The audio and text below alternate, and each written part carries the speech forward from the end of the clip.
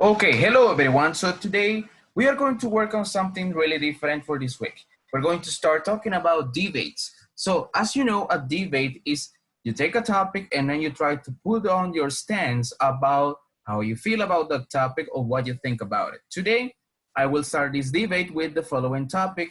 And at the end of this video, after you finish watching, you will be asked to record your opinion or your stance regarding this topic. You are free to choose if you agree with me or if you disagree. But remember that as in indications you will see, you will need to provide compelling arguments on why you agree or why you disagree. At least 3 of them in order to make sure that your answers are argumentative and are well fundamentated to make sure that we have a really intelligent discussion about this topic.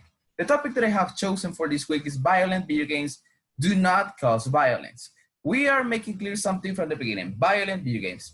There are many types of video games. As you know, a video game is an interactive way to release some stress, or is an interactive media that normally includes video, storytelling, music, artwork, and many other arts that are combined just in one simple disc or one simple cassette in some cases.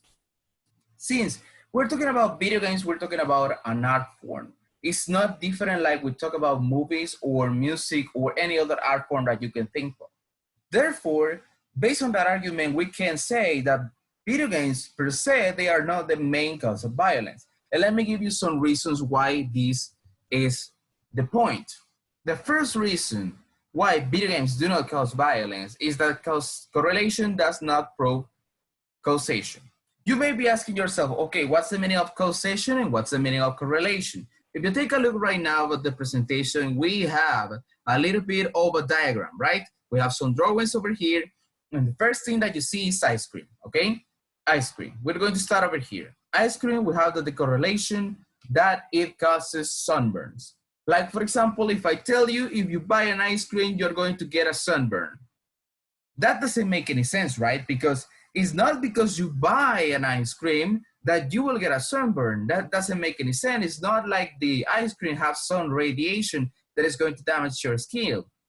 As well, it's not that the ice cream is the one that is emitting some heat that is similar to the temperature of the sun to make sure that you get burned. So that means that there are other factors that lead to the same consequences. In this case, you see that we have the sun over here and it says dry, hot, and sunny. Summer weather. Causation, causation, and correlation. So what's the meaning of that? Basically, when we talk about causation, we are talking about all the different things that may cause a problem or may cause an action to happen. And when we talk about correlation, we talk about the relationship between all of these factors and how they create a problem or how they create a certain event. For example, since we are seeing over here, like when the sun is hotter and when everything is like, you know, it's the summer and everything is sunnier and hotter, then you feel the need to refresh your body, right? You feel the need that you need to cool down a little bit because if not, you're going to die from thirst or probably die from the heat. Therefore, what's the first thing that you do? Okay, I need to buy an ice cream. Okay, I need to buy an ice cream. And what happens? You go, you buy an ice cream, and that is caused because of the summer weather. Therefore, we have a causation over here. That means that the ice cream sales are increasing because the sun is really hot at this time of the year. Therefore, people are going to buy more ice cream. And as well, since at the time of summer, more people go to the beach, that means that they will get more people with sunburns because they don't use sunblock or probably just because they spend too much time on the heat while they were at the beach. Therefore, the sunburn is caused by the weather of the summer. But what is the correlation? The correlation is basically, as I said, the relationship between all of the factors. Since it is hot, people go and buy more ice cream. But what happens when they buy more ice cream, since they have to walk probably a little bit more to get the ice cream on the beach, they will get a sunburn because they will be waiting on the sun since everybody's buying ice cream to get the thing that they want. Therefore, using this concept of correlation and causation, I can tell you the following. Violence exists, yes, but that doesn't mean that the only cause of violence is video games. Why? Because when we talk about causation, we're talking not only about one cause, but many possible causes that we can think of. For example, if we are talking about violence, there are many things that generate violence in society. Sometimes it's the lack of values. Sometimes it's the ways a person has been raised until adulthood. But not in all the times can be video games. Because if we apply the logic that a violent video game can cause somebody to be violent, can be a killer, and gun down many people on their houses or in a school or in a mall, we can argue the same point of view for a movie. You will see that the media never blames a movie for violence. They never say violent movies should be prohibited because they are a bad example for people. They always play video games in these regards. And that is not fair, because when we talk about a certain issue or we talk about a certain problem, we think and we need to analyze all the possible causes that may have led us to that problem per se. But that is the first reason why I believe strongly that video games are not the reason, or are not one of the reasons that cause violence. The second reason is that research is inconclusive, okay? There have been many research regarding these topics of whether video games are linked to violence or not. And for every study that you found that proves video games cause violence, you find a study that proves that games have no correlation to real life violence. Since we are talking about real life problems, that means that at this time we are in a 50-50. Many psychologists, doctors, investigators, teachers, and many other people have been investigated about this topic in the last years.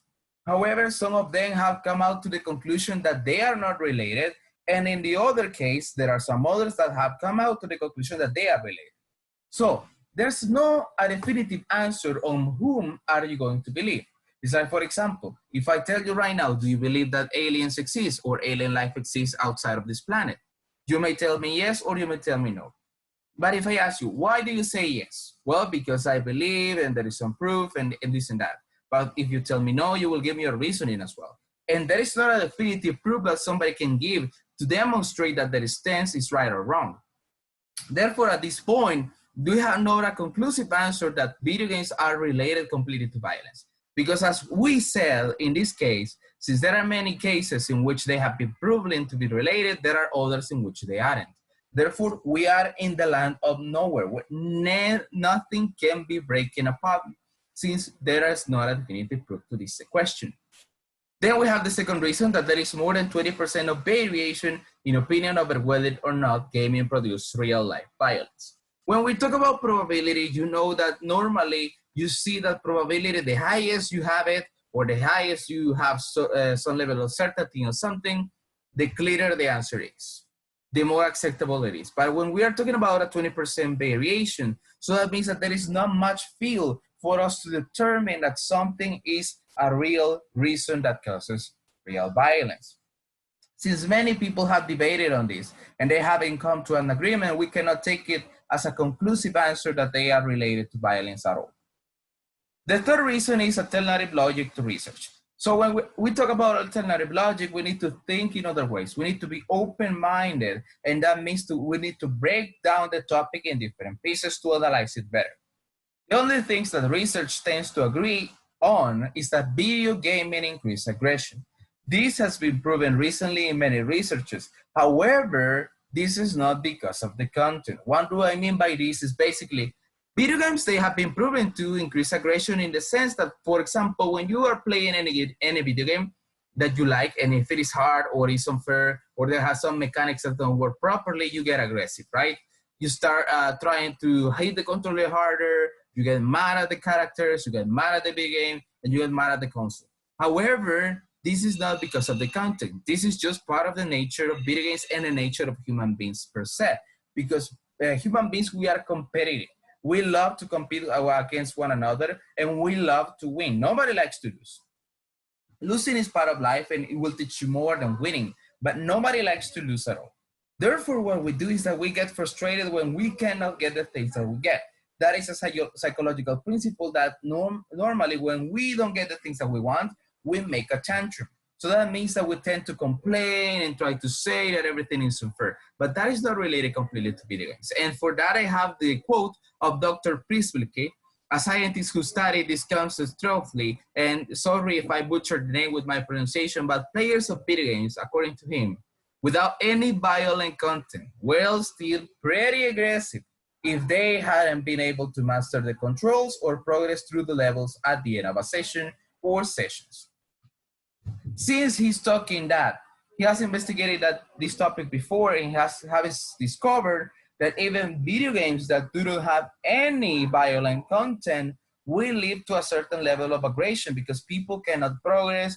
We all remember, if you have ever played a video game, you have remembered a certain level that you cannot pass or that you couldn't pass in a certain point in your life. And you got mad at it, you didn't want to play the game anymore, and you got frustrated over the things that were happening on the video game at that time. But that is not the blame of the video game. That is in our nature, and that is something that we always do. For example, if you learn to play an instrument, if you learn to play a guitar and you want to learn a certain song, you need to learn all the different patterns and all the ways in which you're going to put your hand on the guitar. However, there may be some parts of the song that are complicated and hard to master, and you will feel frustrated because the more and more you practice, you don't feel like you have any progress or that you can complete the song in the way that you want to. And in that sense, we cannot argue that aggression, yeah, it may be caused by video games, but anything can cause aggression in a person. Like failing on a test after you studied a lot, like not able to learning how to play an instrument, not being the best at any sport that you like, and therefore they are not related at all. However, video games do not cause violence, they cause aggression. Does aggression lead to violence? It can. That means that there has a possibility, but it's not 100% sure.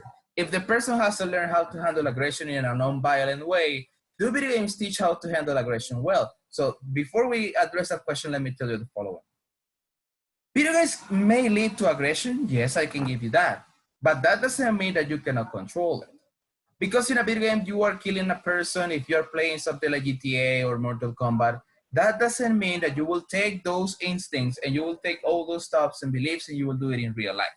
Many of us have played video games that probably are violent, and we are functioning people in society that do not have any suicidal or any killer thoughts. We are just doing the things that we want and that we like, and video games, as we see over here, they may be a way to deal with that aggression in a really, really good way. Why? Because they are a form of handling aggression in a healthy, non-violent way. Instead of discharging all the negative emotions or the things that you feel or the things that are happening to you with a person or with a certain real-life object or in a certain situation, you can just turn a video game console, start playing, and then you let out all your frustration over there. It has been said many times, like for example, that people when they play video games, they say, okay, we'll play this because I will relax myself. I need to, relax a little bit, chill out, and then I will come back and do the things that I was doing. That means that according to psychologists as well, a way to release your frustration can lead for you to have a better mental health. Therefore, video games can be also taken as a way in which you can release frustration, stress, anxiety, and many other things that you may feel inside. And since you are not harming anyone or you are not causing anybody to die or to injure themselves when you're playing a video game, that doesn't mean that you're doing something bad for anybody. You're doing something good for yourself because you're dealing with your aggression and anxiety. And as a conclusion, I can tell you that basically video games, yes, may lead to aggression, but everything that we do once we feel frustrated may lead to aggression. Therefore, since aggression may be in video games, it can be in any other aspects of life, and therefore they are not totally related. Violence cannot be completely caused by video games because we can apply the same concepts to any other form of media, and we can use the same reasonings to say that many other of the media that we have, either movies, television shows, or either some books can lead to violence as well. However, that is not the case. As well, as a conclusion, we can remember that there is not enough evidence to determine that video games are linked to violence at all. It is just an assumption that people have made over the time, and that's why the conclusion is that video games do not lead to violence, at least in my point of view.